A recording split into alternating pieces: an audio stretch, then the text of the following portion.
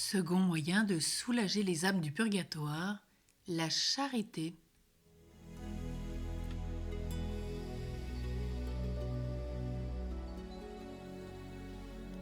La charité corporelle. C'est l'une des vertus qui nous sont le plus souvent et le plus fortement recommandées dans l'Évangile. Elle possède même, d'après saint Thomas d'Aquin, une puissance de satisfaction plus grande que la prière. Ou plutôt, elle double la force de nos prières et en assure le succès. L'ange Raphaël disait à Tobie : « La charité sauve de la mort. C'est elle qui efface les péchés.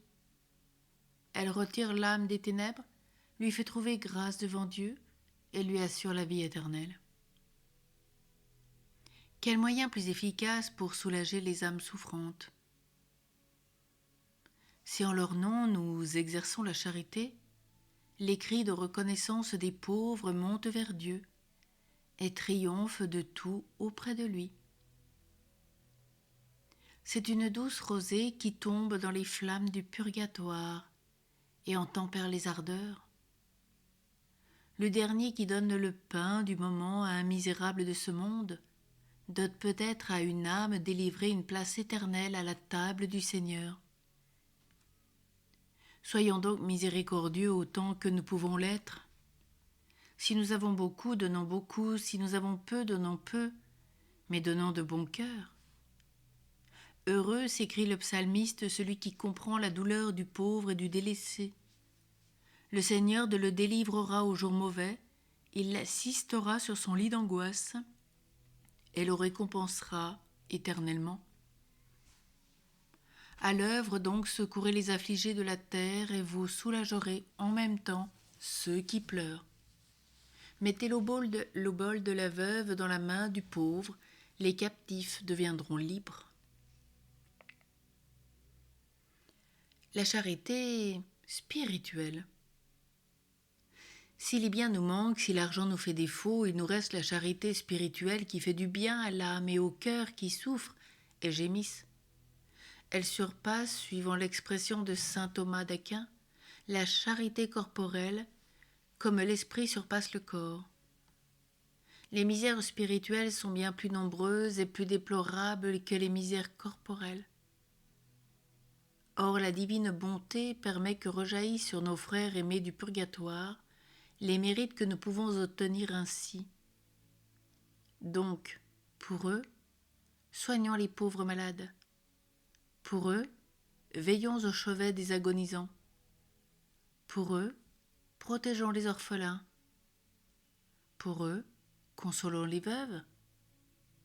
Pour eux, essuyons les larmes de tous ceux qui pleurent. Ainsi notre charité diminuera les souffrances de ce monde qui est en purgatoire de l'autre vie. Qu'est-ce qui nous arrête quand il s'agit de soulagement de la délivrance de ces chères âmes ? Qu'est-ce qui pourrait nous servir d'excuse si nous les oublions, quand il nous est si facile de leur devenir en aide ? Et qui viendra un jour à notre aide si nous ne faisons rien pour les autres ? À Bologne, en Italie, une veuve avait un fils unique qui avait coutume de jouer sur la place publique avec les enfants de son âge. Un jour, un étranger troubla ses jeux avec un mauvais vouloir évident. L'enfant lui cria de rester tranquille. L'inconnu, vexé, tira son épée et le transperça. Saisi de crainte et surpris par la violence du geste imprévu qu'il venait d'effectuer, son épée sanglante à la main, il se mit à courir et se précipita dans une maison pour s'y cacher. C'était la maison de l'enfant assassiné. Il arriva dans l'appartement de la veuve qu'il ne connaissait pas. À la vue de cet homme, de cette épée couverte de sang, elle demeura interdite.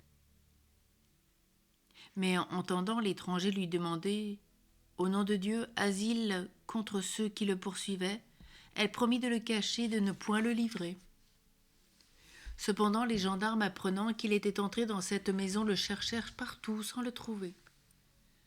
Comme ils allaient repartir, ils demandèrent à la dame si elle savait que son fils avait été tué par cet assassin. À ces paroles, la mère tomba évanouie, Quand elle revint à elle, on crut qu'il serait impossible de la sauver, tant ce coup l'avait abattue.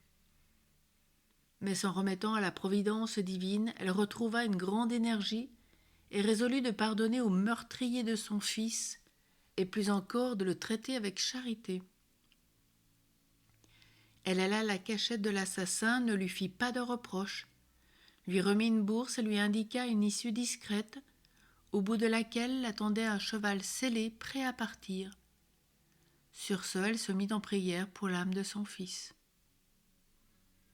À peine s'était-elle agenouillée, les bras en croix devant un crucifix pour supplier Jésus de prendre pitié de l'âme de son enfant, que son fils lui apparut, le visage heureux, rayonnant comme le soleil, et lui dit « Chère maman, ne pleure pas.